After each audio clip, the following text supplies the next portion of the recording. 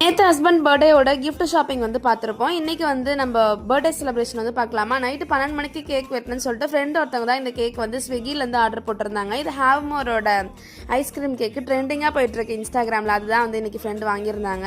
இங்கே வந்து அப்பாவும் பொண்ணு யூனோ காட்சில் ஆடிட்டு இருந்தாங்களா. அதுக்குள்ளே நாங்களும் போய் கேக்கெல்லாம் வந்து சூப்பராக ப்ரிப்பேர் பண்ணி எடுத்துகிட்டு வந்தாச்சு.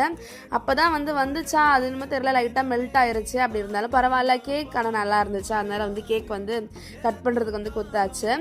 கலர் போட்டதுனாலையா என்னன்னு தெரியல, மெழுகுவத்தி கத்தி எதுவுமே வந்து கொடுக்கல. நம்ம வீட்டில் இருக்க கத்தியை வச்சு அந்த கேக் கட் பண்ணி கொடுத்தாச்சு. நெக்ஸ்ட் வந்து இந்த பர்ஸ் தான் வந்து ஃபஸ்ட்டு கிஃப்டாக கொடுத்துருந்தேன். அவருக்கு பிரித்து பார்த்தோன்னே ஒரே ஹாப்பி.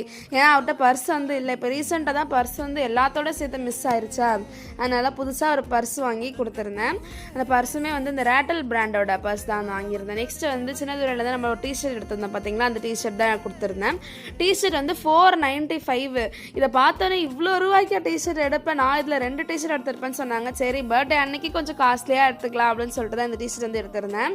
இது வந்து உண்மையாகவே அவருக்கு கரெக்டாக இருந்துச்சு, நல்லாவும் இருந்துச்சு. இதுதான் வந்து காலையிலைக்கு வந்து போடணும் அப்படின்னு சொல்லியே கொடுத்துருந்தேன். எங்கள் அண்ணெல்லாம் ஒரு ஸ்டெப் மேலே போயிட்டு வீட்டில் இருக்க தலைக்காணையெல்லாம் எடுத்து கொடுத்து கிஃப்ட் இதுதான் நிம்மதியாக தூங்க அதான் அவன் கிஃப்ட்னு கொடுத்துருந்தாங்க. அதுக்கப்புறம் இங்கே பாருங்க, ஒருத்தங்க எங்கள் வீட்டில் இருக்க மளிகை பொருளெல்லாம் எடுத்து கிஃப்ட் கொடுத்துருந்தாங்க. நிறைய ஃபன் பண்ணிட்டு இருந்தோம். நைட்டு 12 மணிக்கு ஒரு பேய் படம் வந்து போட்டு சூப்பராக பார்த்துட்டு அவங்க வீட்டுக்கு வந்து கிளம்பிட்டாங்க. நான் வந்து மார்னிங் தான் இந்த வாட்ச் கிஃப்ட் வந்து கொடுத்துருந்தேன். நல்லா வாட்ச் கட்டணும்னு ஆசை, வாங்கி கொடுத்துட்டியா நல்லா இருக்குது அப்படின்னு சொல்லியிருந்தாங்க. நெக்ஸ்ட் வந்து கோயிலுக்கு போன வீடியோலாம் அடுத்த வீடியோவில் பார்க்கலாம். பாய்.